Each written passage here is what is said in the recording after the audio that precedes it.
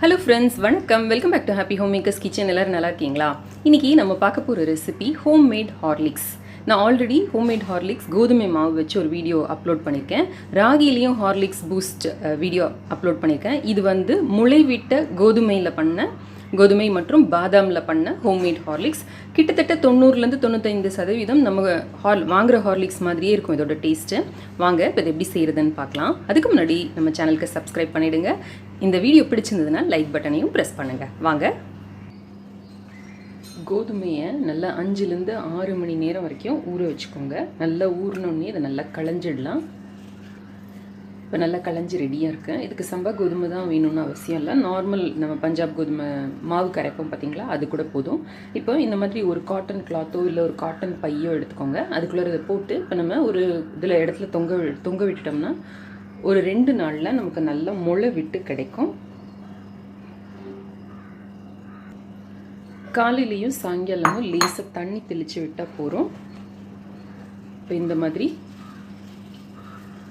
போட்டு இதை இப்போ கட்டி விட்டலாம். நான் யூஸ்வலாக இதை கிச்சன் சிங்க்குக்கு மேலே மாட்டி விட்டுருவேன். ஸோ தண்ணி தெளிச்சதுன்னா கூட கீழே சிந்தாமல் சிங்க்குக்குள்ளே சிந்துங்கிறதுனால இந்த மாதிரி தொங்க விட்டுருங்க. லேசாக அப்படி தண்ணி தெளித்து விட்டிங்கன்னா போகிறோம் காலையிலையும் சாயங்காலமும். இது நம்ம நேற்று ஊற வச்சு தொங்க விட்ட கோதுமை பார்த்திங்கன்னா நல்ல முளை வந்திருக்கு பாருங்கள். இப்போ இன்றைக்கி காலையில் நம்ம எடுக்க போகிறோம். நல்ல முளை வந்திருக்குங்கிறதுனால நான் தண்ணியே தெளிக்கல. ஸோ இங்கே பாருங்கள் ட்ரையாக இருக்குது. கோதுமை முளை விட்டு ரெடியாக இருக்குது. இப்போ ஒரு எண்ணெய் சட்டியை காய வச்சு அதில் இதை போட்டு நல்லா வறுத்து எடுத்துக்கலாம். நல்ல வாசனை வர்ற வரைக்கும் இதை போட்டு நல்லா வறுத்து எடுத்துக்கலாம். ஒரு முறுப்பாக தீயை வந்து மிதமாக வச்சுக்கோங்க. வச்சுட்டு மெதுவாக இதை வறுத்து எடுங்க.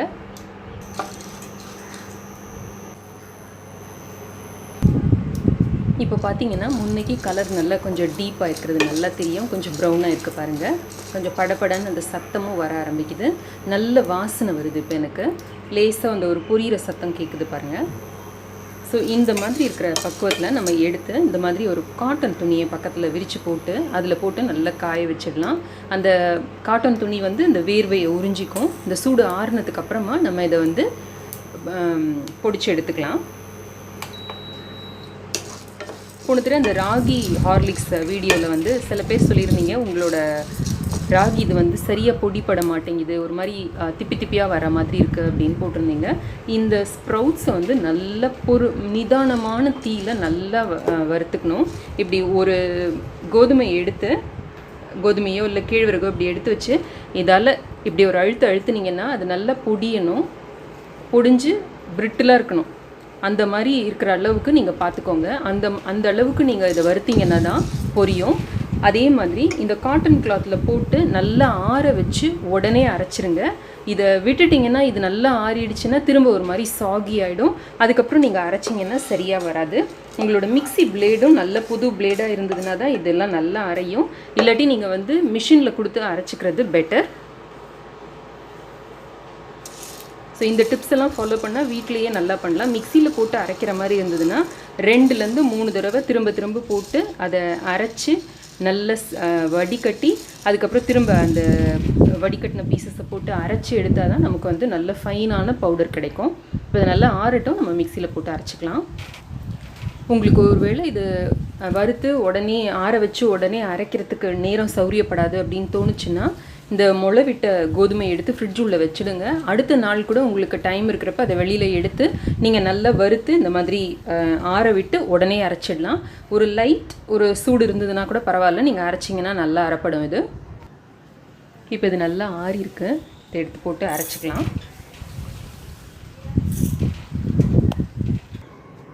இப்போ இதை பிடிச்சிருக்கேன்.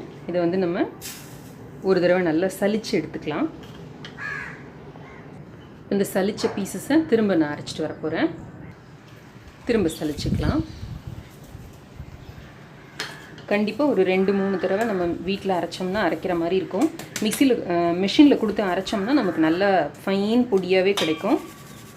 இந்த பொடி வந்து நல்ல ஃபைனாக இல்லைன்னா நமக்கு பாலில் வந்து நல்லா கரையாது. ஸோ இங்கே பாருங்கள் இந்த மாதிரி வந்துகிட்டே இருக்கும். திரும்ப இன்னொரு தடவையும் போட்டு அரைச்சி எடுத்துக்கலாம்.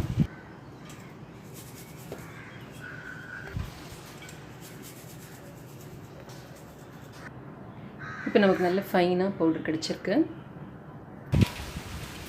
இப்போ இந்த பொடியோட ஒரு 10 பாதாம் எடுத்து நல்லா ஊற வச்சு அந்த தோலை உரிச்சிட்டு நல்லா ஒரு துணியில் விரித்து போட்டு நல்லா காய வச்சு காஞ்சதுக்கப்புறமா அந்த மிக்சியில் போட்டு பல்ஸ் பண்ணி எடுத்திங்கன்னா இந்த மாதிரி பாதாம் பொடி கிடைக்கும்.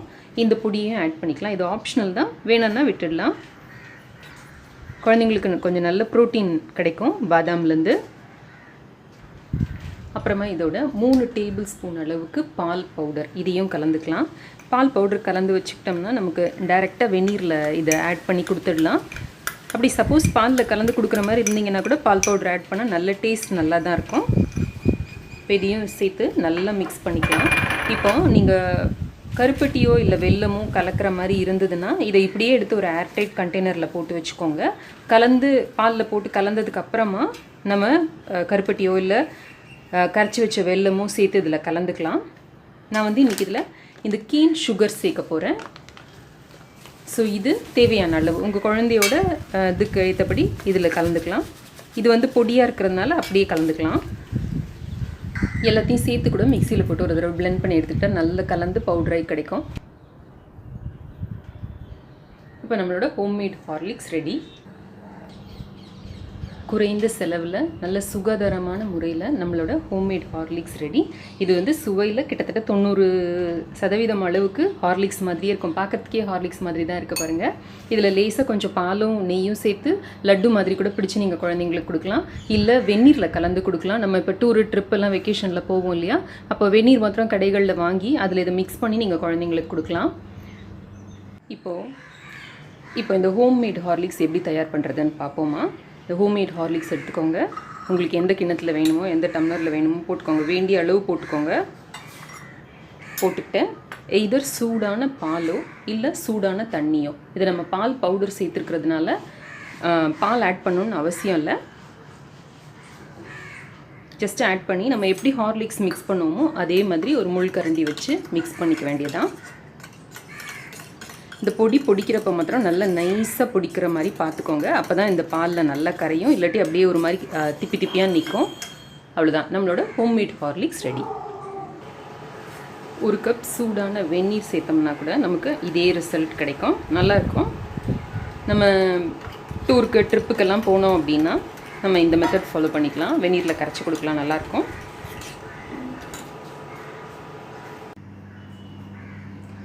உங்கள் குழந்தைக்கு சாக்லேட்டோட ஃப்ளேவர் பிடிக்கும் அப்படின்னா நீங்கள் இதில் ஒரு டேபிள் ஸ்பூன் அளவுக்கு கொக்கோ பவுடர் ஆட் பண்ணி வச்சுக்கலாம். இந்த பவுடரோட கொக்கோ பவுடரோட அளவும் நம்மளோட விருப்பத்துக்கு ஏற்றது. நம்ம கூடவோ குறையவோ கூட ஆட் பண்ணிக்கலாம். அதே மாதிரி உங்கள் குழந்தைக்கு வனிலா ஃப்ளேவர் பிடிக்கும் அப்படின்னா இதோட நீங்கள் வனிலா எசன்ஸ் சேர்த்துக்கலாம்.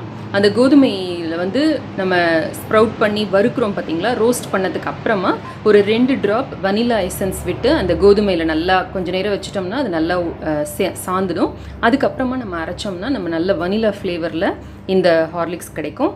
ஸோ ஏலக்காய், வனிலா, சுக்கு பொடி எது வேணாலும் நம்மளோட தேவைக்கேற்ப நம்மளோட சுவைக்கேற்ப நம்ம சேர்த்துக்கலாம். நான் வந்து பாதியாக பிரித்து வச்சுப்பேன். பாதி வந்து பிளெயினாக வச்சுப்பேன், பாதி வந்து கொக்கோ போட்டு வச்சுப்பேன். ஸோ ஒரு நாள் பிளெயின் ஒரு நாள் கொக்கோன்னு கொடுத்தோம்னா அவங்களுக்கு கொஞ்சம் வேரியேஷன் இருக்குங்கிறதுனால. அதே மாதிரி இதில் நட்ஸும் வந்து நம்மளோட விருப்பம் தான். பாதாம் சேர்த்துக்கலாம், கடலை சேர்த்துக்கலாம், நிலக்கடலை சேர்த்துக்கலாம், கேஷ்யூ சேர்த்துக்கலாம், பிஸ்தா சேர்த்துக்கலாம். ஸோ நம்ம விருப்பப்படி அதையும் நம்ம கூட்டி குறைச்சி ஆட் பண்ணிக்கலாம். நான் வந்து கிட்டத்தட்ட எக்ஸாக்டாக ஹார்லிக்ஸோட ஃப்ளேவரே வரணுங்கிறதுக்காக பாதாம் மாத்திரம் இன்றைக்கி போட்டிருக்கேன். நீங்கள் வேணால் சேர்த்துக்கலாம். யூஸ்வலாக ஹார்லிக்ஸில் வந்து கடலை பின்னாக்கு ஆட் பண்ணுவாங்க. அது வந்து நம்மளோட விருப்பம். உங்களுக்கு பிடிக்கும் அப்படின்னா அதில் கூட ஒரு பீஸ் நீங்கள் ஆட் பண்ணிக்கலாம். இல்லை நிலக்கடலை வறுத்த நிலக்கடலை நீங்கள் கொஞ்சம் ஆட் பண்ணிங்கன்னா கூட இன்னும் அந்த ஆத்தென்டிக்காக நமக்கு அந்த ஹார்லிக்ஸோட ஃப்ளேவர் கிடைக்கும். கூடுமான வரைக்கும் இதை வந்து மிஷினில் கொடுத்து பொடி பண்ண பாருங்கள். அப்போ தான் நமக்கு நல்ல ஃபைனாக கிடைக்கும். வீட்டில் மிக்சியில் பொடி பண்ணால் 4லேருந்து 5 தடவை அதை திரும்ப போட்டு எடுத்து சலிச்சு இதை செஞ்சிங்கன்னா தான் உங்களுக்கு வந்து ஃபைனான பொடி கிடைக்கும். அப்புறம் நம்ம சாதாரண வடிகட்டி சல்லடையில் வடிகட்டாமல் துணியில் ஒரு மெல்லிசு காட்டன் கிளாத்தில் இந்த பொடியை வந்து சீவ் பண்ணி எடுத்திங்கன்னா உங்களுக்கு நல்ல ஃபைனான பவுடர் கிடைக்கும். ஏன்னா போன தடவை ராகி ஹார்லிக்ஸில் வந்து நிறைய பேர் இந்த குவரி ரைஸ் பண்ணியிருந்தீங்க, சரியாக கலக்க மாட்டேங்குது, சரியாக அரைப்பட மாட்டேங்குது அப்படின்ட்டு. ஸோ இந்த பாயிண்ட்ஸ் எல்லாம் நீங்கள் வந்து ஞாபகம் வச்சுக்கோங்க. அதே மாதிரி வறுத்து ஆறுன உடனே இதை அரைச்சிடணும். அந்த வறுத்து ஆறி ரொம்ப நேரம் ஆச்சுன்னா அந்த கோதுமையை வந்து அரைக்கிறதுக்கு வந்து உங்களுக்கு ரொம்ப கஷ்டமாயிடும். அதனால் அதையும் பார்த்துக்கோங்க. இதில் நம்ம பாதாம் பொடி, பால் பவுடர்லாம் கலந்துருக்கிறதுனால நல்ல ஏர்டைட் கண்டெய்னரில் போட்டு வச்சுக்கிட்டிங்கன்னா கட்டி பிடிக்காமல் இருக்கும். அந்த மாதிரி போட்டு வச்சுக்கிட்டிங்கன்னா 15 நாள்லேருந்து 20 நாள் வரைக்கும் கூட இதை நீங்கள் வெளியில் வச்சுக்கலாம். அதுக்கு மேலே நீங்கள் ஸ்டோர் பண்ணி வைக்கிற மாதிரி இருந்தீங்கன்னா ஒரு ஏர்டைட் பாக்ஸில் போட்டு ஃப்ரிட்ஜில் வச்சிடுறது நல்லது. ஈரம் இல்லாத ஸ்பூன் போட்டு எடுக்கிறதும் ரொம்ப ரொம்ப இம்பார்ட்டண்ட். ஏன்னா பால் பொடி போட்டுருக்கிறதுனால டக்குன்னு இது கட்டி பிடிக்கிறதுக்கு வாய்ப்பு இருக்குது.